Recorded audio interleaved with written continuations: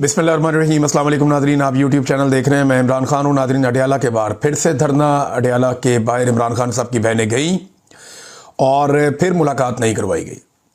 यानी जैसा कि वादा किया गया था गुज़िश्ता हफ्ते के इमरान खान साहब से मुलाकात करवाई जाएगी, लेकिन मुलाकात नहीं करवाई गई।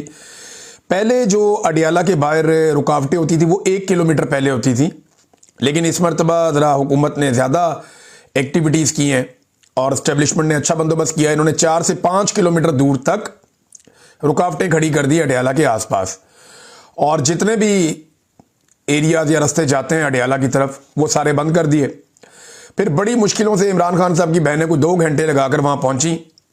वहाँ पे उन्होंने धरना दिया, फिर उन्होंने कुरान खानी की, वहाँ पे दुआ करवाई गई, और ये सिलसिला अब ऐसे ही आगे बढ़ता चला जा रहा है।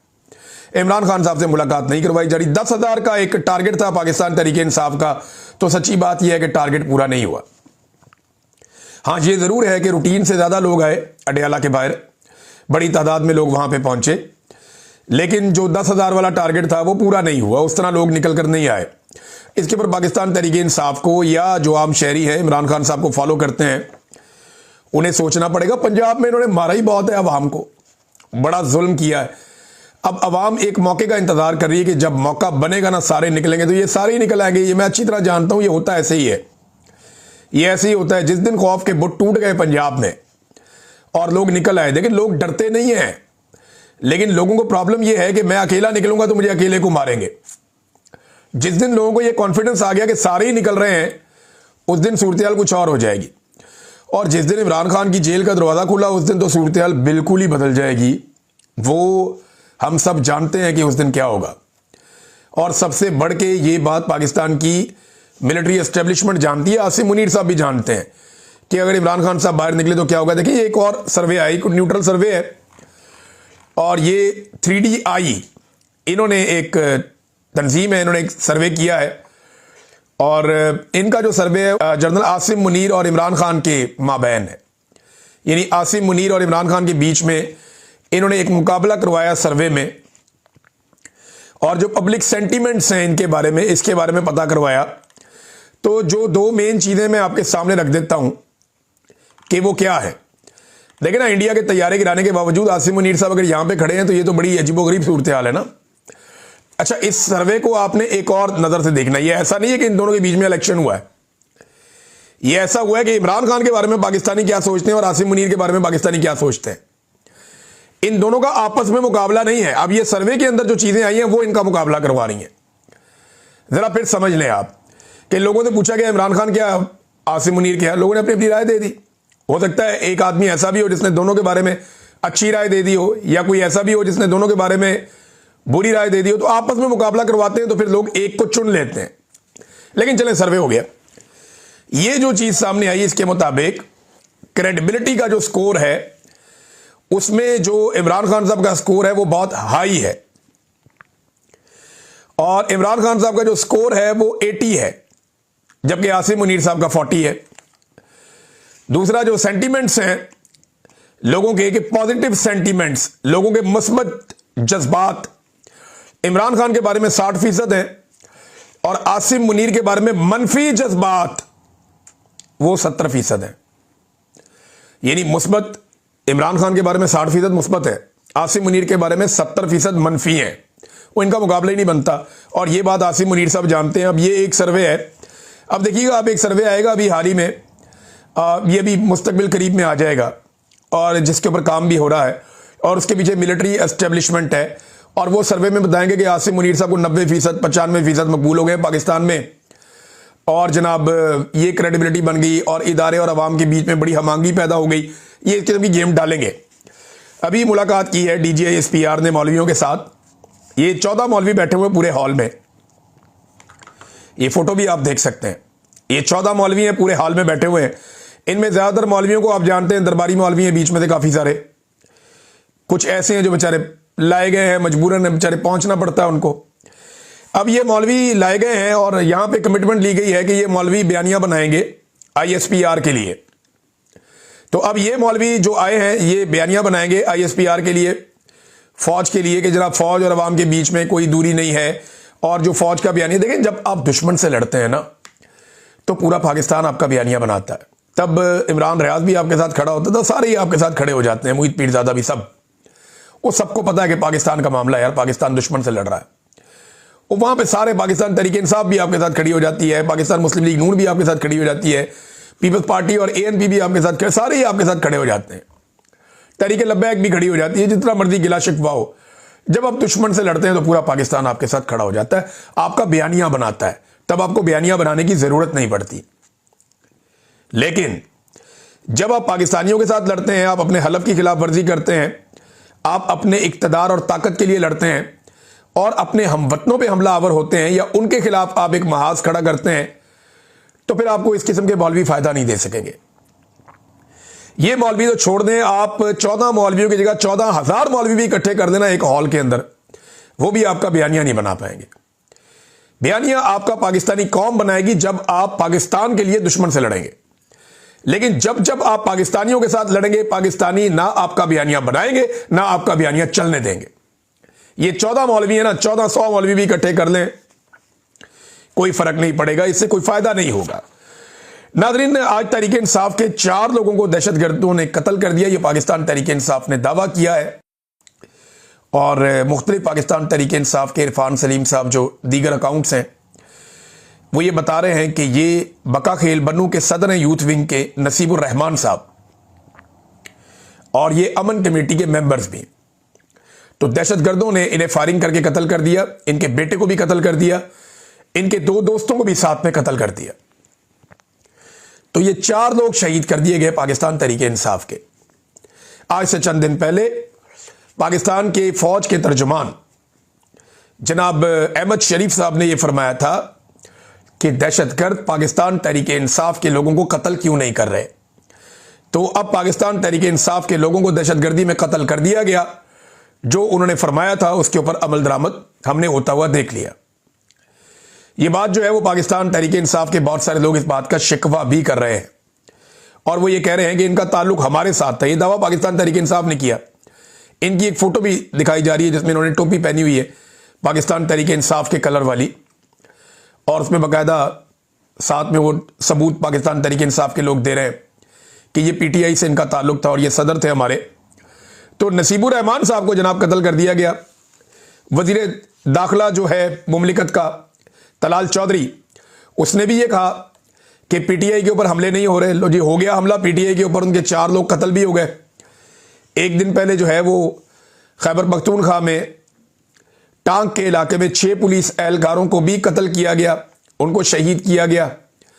वो भी पश्तून थे, वो भी खैबर पख्तूनख्वा से थे, वो भी पाकिस्तानी थे कि वो भी आपके ख्याल में दहशतगर्दों ने हमला नहीं किया।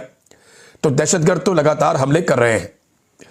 एक ही आदमी है नाज़रीन, इन कबायलियों के लिए आवाज उठाता था, कौमी सतह का आदमी जो है, कौमी सतह का एक ही आदमी, वो अडियाला जेल में बंद है और कबायली एक मरतबा फिर दरबदर है। तीरा के लोग लाइनों में लग लग कर बाहर आ रहे हैं। अब सूबाई हुकूमत ने कुछ कैंप लगा दिए हैं कि जिन लोगों को जबरी तौर पे उनके इलाकों से बेदखल किया जा रहा है, ऑपरेशन के नाम के ऊपर एक मरतबा फिर लोगों को उनके इलाके छोड़ने पर मजबूर किया जा रहा है। वो लोग अपने घर बार, अपनी जायदाद, अपनी ज़मीनें, अपने कारोबार सब कुछ छोड़ छाड़ कर बेयारो मददगार जिंदगी गुजार रहे हैं इन सर्दियों में। तो खैबर पख्तूनख्वा की हुकूमत उन्हें सहारा दे रही है कुछ हद तक, लेकिन ये लोगों को अपना घर बार बार छोड़ना क्यों पड़ता है? इस्लामाबाद के लोग तो अपने घरों में बैठे हैं, पंजाब के लोग तो अपने घरों में बैठे हैं, सिंध के लोग तो अपने घरों में बैठे हैं। तो इन कबायलियों को किस बात की सजा है? आपने पूरे बॉर्डर पे बाढ़ लगा दी है, दहशतगर्दों को लाकर आपने बसा दिया दोबारा पाकिस्तान के अंदर।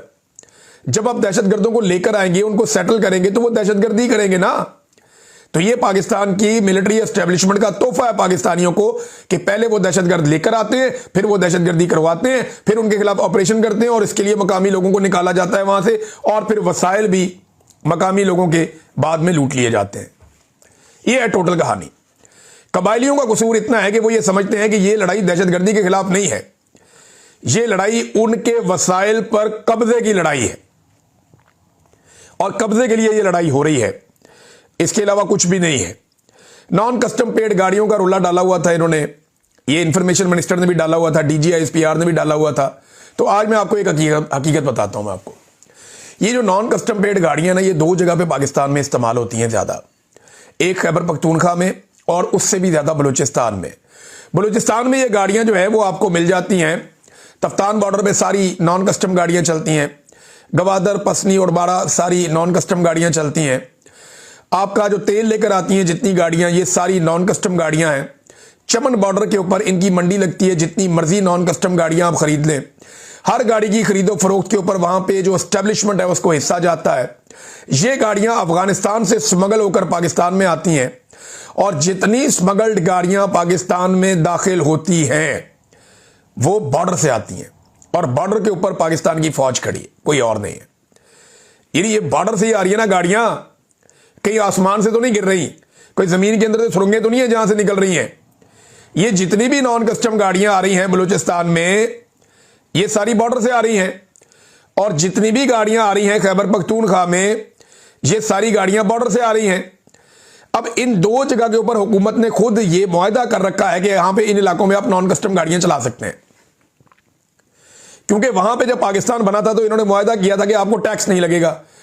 तो कस्टम जो है वो एक तरह का टैक्स है, तो वो उन इलाकों में नॉन कस्टम गाड़ियां चलाते हैं, जैसे स्वात में चलाते हैं, मालाकंड के इलाकों में, या उससे ऊपर गिलगित बल्तिस्तान में चलती हैं, बाद चित्राल में कुछ इलाके वहां चलती हैं।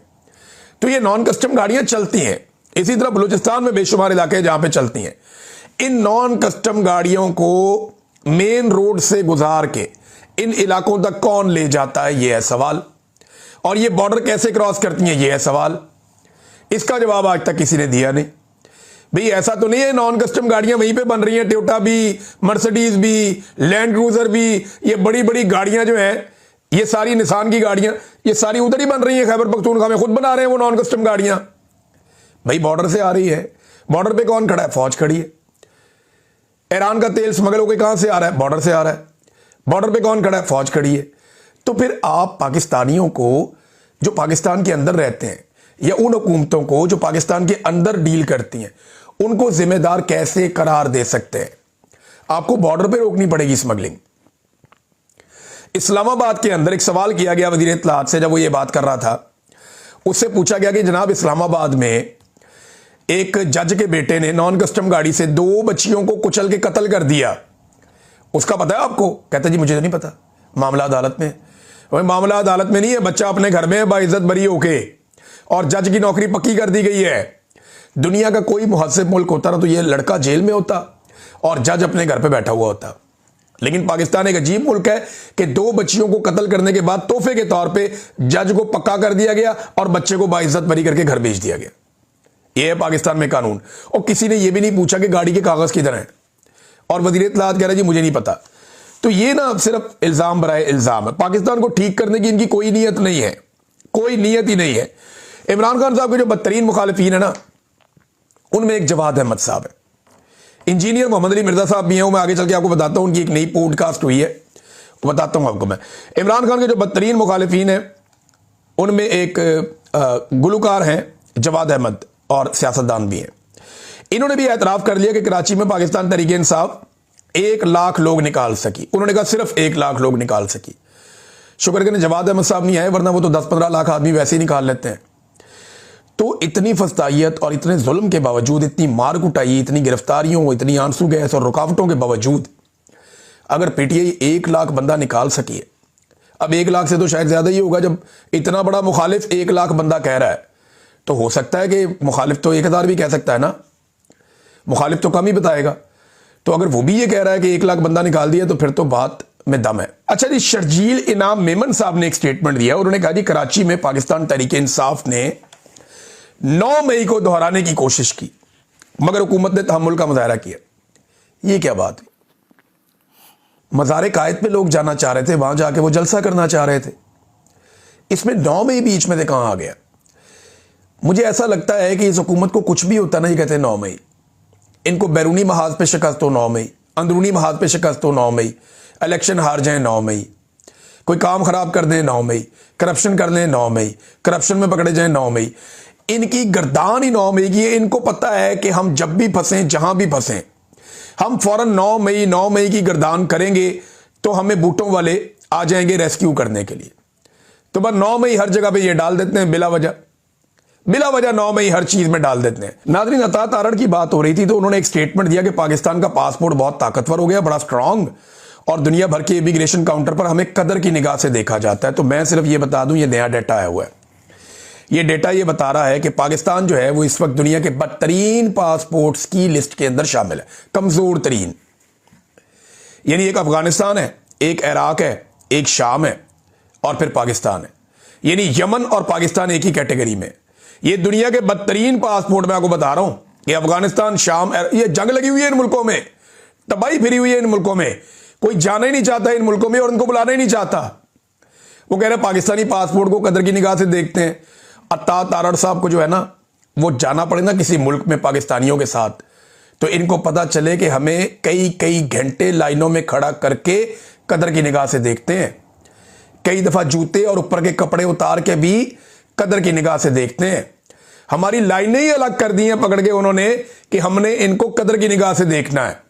यह पाकिस्तान के पासपोर्ट के साथ किया। पाकिस्तान की मिलिट्री एस्टेब्लिशमेंट ने अपने पासपोर्ट इन्होंने स्पेशल रखे हुए हैं और पाकिस्तानियों को इन्होंने रोल के रख दिया है और उनके पासपोर्ट की इज्जत यहां तक पहुंचा दी। और क्यों? दहशतगर्दी है पाकिस्तान में, क्यों नाइंसाफी है पाकिस्तान में, क्यों पाकिस्तान में एजुकेशन नहीं है, क्यों पाकिस्तान में गुर्बत बेशुमार है, आधे पाकिस्तानी गुर्बत की लकीर से नीचे जा रहे हैं। इसलिए पाकिस्तानी पासपोर्ट की इज्जत नहीं हो रही, इज्जत ही नहीं हो रही, कमजोर तरीन पासपोर्ट है। और वो वहां पे खड़ा होकर सीना चौड़ा करके कह रहा है कि हमारे पासपोर्ट की बहुत इज्जत है।